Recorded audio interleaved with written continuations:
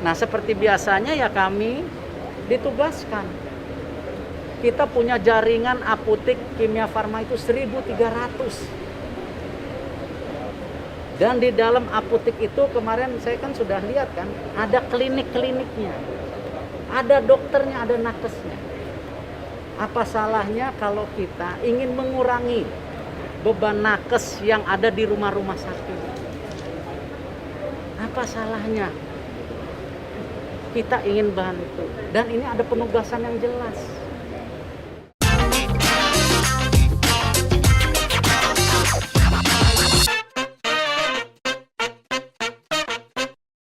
Saya ini kadang nggak paham sifat dari sebagian rakyat Indonesia.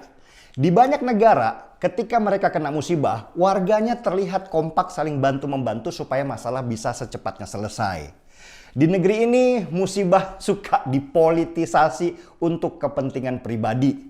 Ada yang mencari keuntungan besar dengan menimbun bahan pangan, ada yang menimbun tabung oksigen sampai hilang dari pasaran, ada juga yang turun ke lapangan bagi-bagi makanan tapi membawa bendera partai besar-besaran.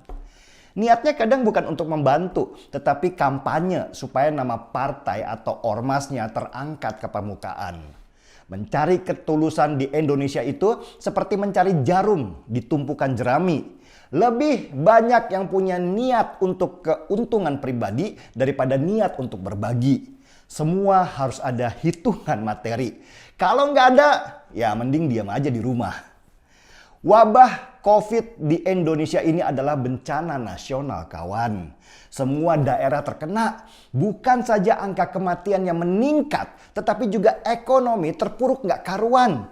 Banyak pekerjaan hilang, banyak perusahaan tumbang, juga sangat sulit untuk mendapatkan pendapatan.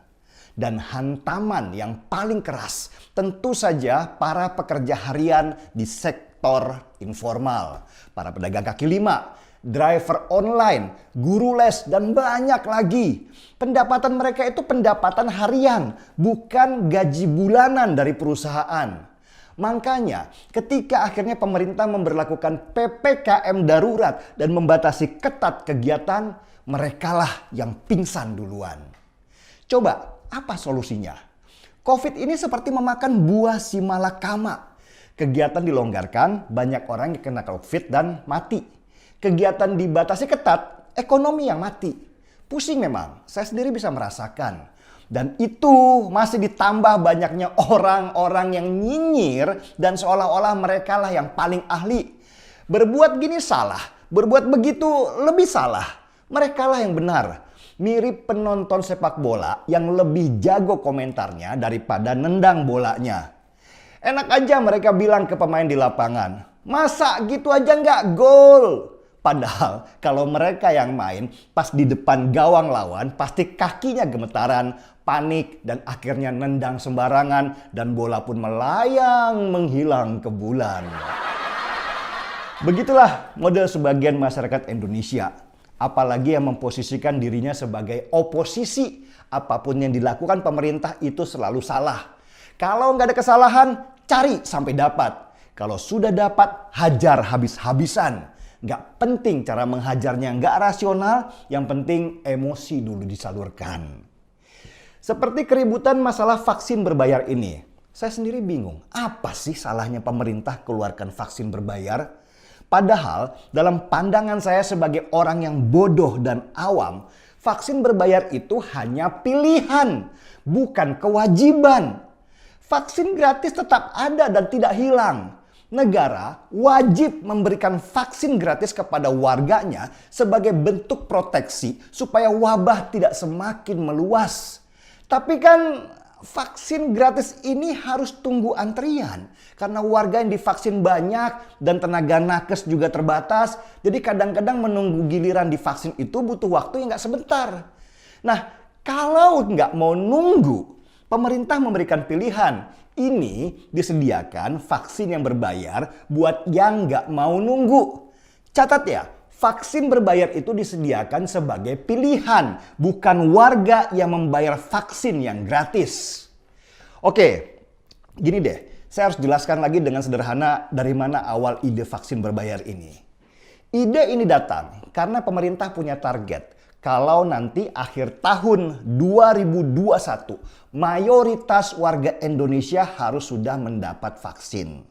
Kenapa begitu? Supaya tahun depan nanti di 2022 kita sudah bisa melakukan herd immunity atau kekebalan kelompok.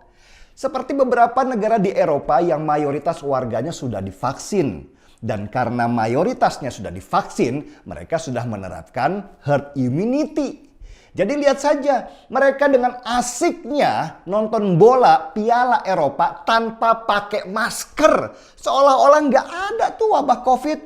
Masa sih kita nggak iri sama mereka yang pelan-pelan ekonominya kembali bangkit? Jadi kunci utama melawan COVID ini bukan dengan mengurung diri di dalam rumah dengan ketakutan, tetapi dengan vaksin. Itu kuncinya supaya kita bisa hidup normal kembali.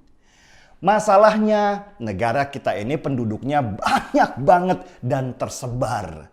Penduduk Indonesia ada sekitar 270 juta jiwa. Jumlah penduduk terbanyak nomor 4 di dunia.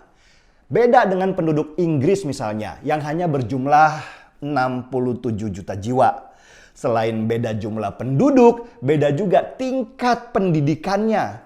Di negeri kita ini masih banyak yang percaya teori konspirasi karena provokasi orang-orang bodoh yang mengaku ahli sehingga banyak yang menolak divaksin. Di Inggris, warganya sudah teredukasi sehingga mereka tertib untuk menerima vaksin. Buat siapa sih vaksin itu? Ya buat mereka juga, buat kita juga.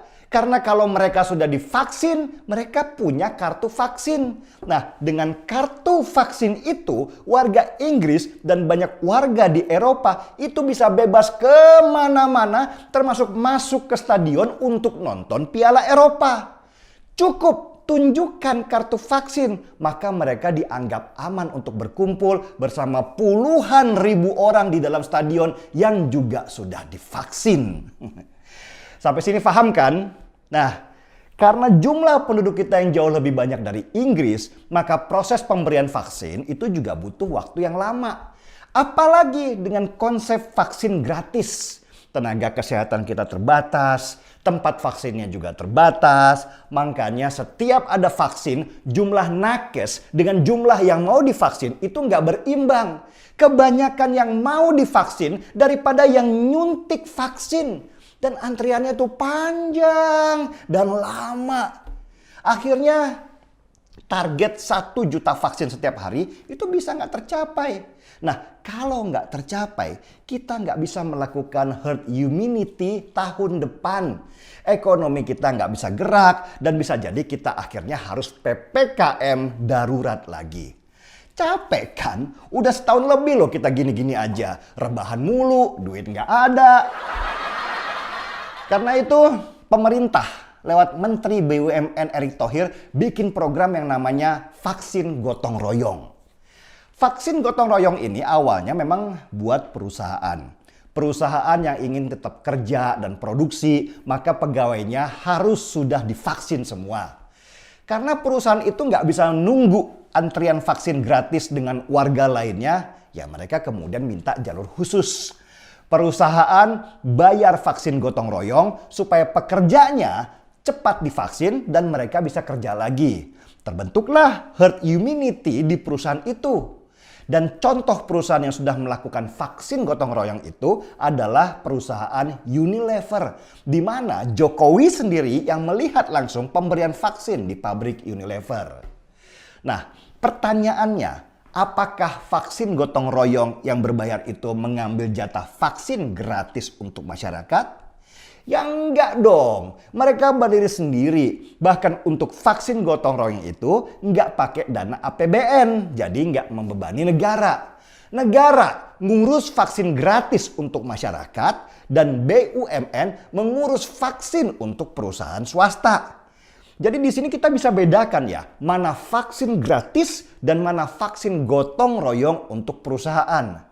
Jangan dicampur aduk dong, apalagi terpengaruh gorengan isu pihak yang ingin menjatuhkan nama pemerintah untuk kepentingan diri mereka dan partainya. Vaksin gratis ya tetap gratis. Itu kewajiban pemerintah untuk kasih vaksin dengan gratis kepada kita semua. Vaksin gotong royong khusus untuk perusahaan dan berbayar. Maksudnya perusahaan yang bayar vaksinnya dan memberikannya gratis ke para pegawainya. Oke, sampai sini dulu ada pertanyaan? Kalau nggak ada, saya seruput kopi dulu. Emosi soalnya. Kita lanjutkan dulu ya adik-adik. Nah, karena ternyata kecepatan pemberian vaksin dengan konsep keperusahaan ini tidak secepat yang dikira, akhirnya ada ide untuk memberikan vaksin gotong royong ini langsung ke masyarakat. Dan BUMN menjadi motornya dengan memanfaatkan jaringan apotek kimia farma yang tersebar di seluruh Indonesia.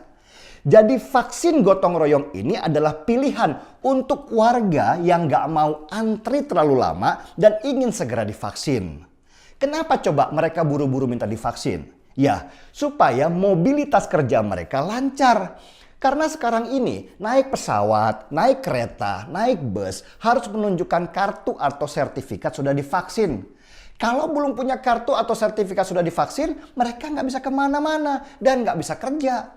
Jadi pahamkan kenapa vaksin berbayar itu harus ada. Gini aja deh, saya kasih analogi sederhana yaitu jalan raya.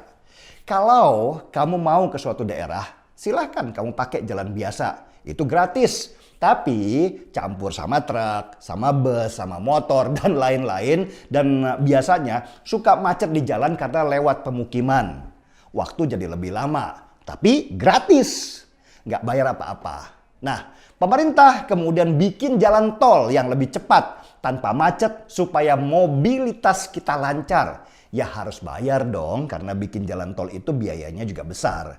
Tinggal pilih yang mana. Mau jalan biasa ada, mau jalan tol atau berbayar juga ada. Seperti vaksin, mau yang gratis tetapi antri dan lama ada, mau yang jalan tol cepat tapi berbayar juga ada. Silakan pilih sesuai kepentingan. Yang mampu dan sangat butuh supaya cepat bisa gerak, ikutin program vaksin swasta yang berbayar.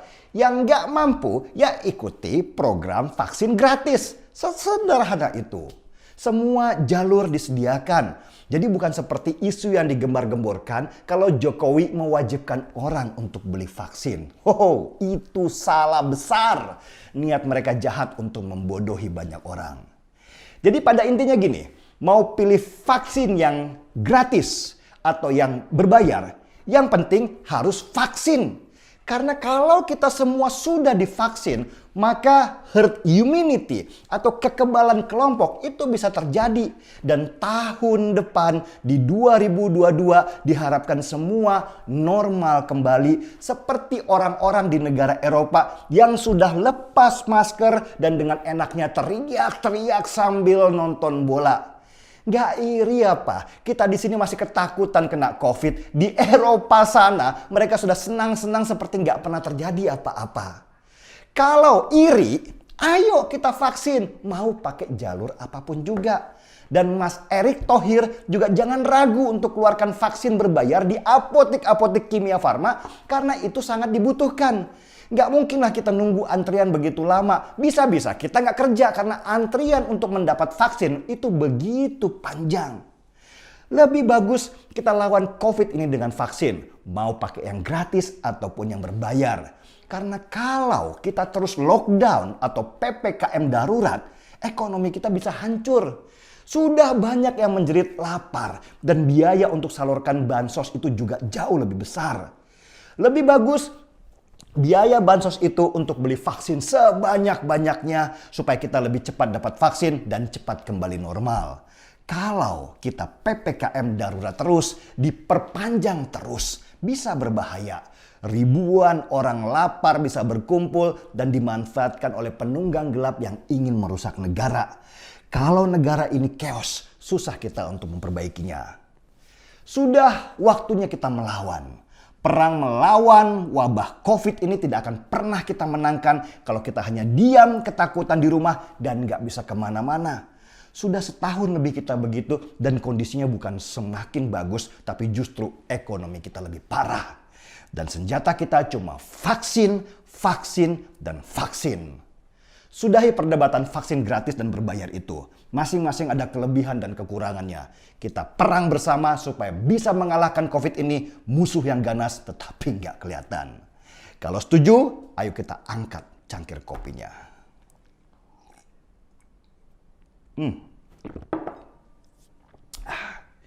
Markisin, mari kita semua vaksin. Saya Denny Siregar, kita di acara Timeline.